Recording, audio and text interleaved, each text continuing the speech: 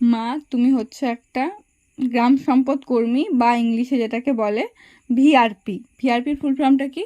Village research person. তো তোমাদের সবার দায়িত্ব পড়েছিল, মানে আমাদের গ্রাম পঞ্চায়েতে তোমাদেরকে দায়িত্ব দিয়েছিল যে লক্ষ্মী ভাণ্ডারের ফর্ম ফিল আপ, মানে এখন যেটা অন্নপূর্ণা যোজনাতে কনভার্ট হয়েছে, ঠিক আছে? তো অনেকেই সেই ফর্ম ফিল আপের টাকা পায়নি।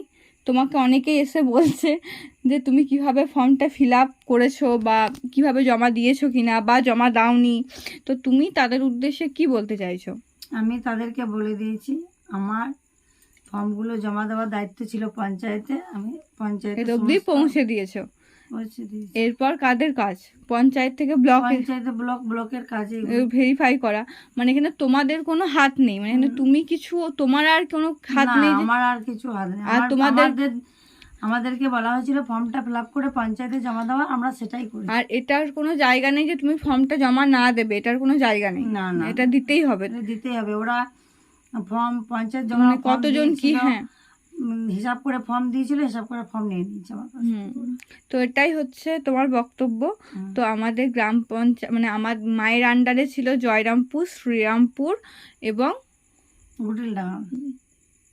হ্যাঁ গুটিলডাঙ্গার, এই তিনটে ছিল। তো এই তিনটে গ্রামে যে সমস্ত মানুষ দেখছেন, তো আপনাদের যারা মায়ের কাছে ফর্ম ফিল আপ করেছিলেন সকলেরই ফর্ম জমা পড়ে গেছে।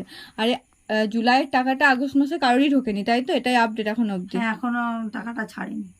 আগস্ট মাসে এখনো টাকা ছাড়েনি। এই অবধি আপডেট থাকলো। তো ঠিক আছে।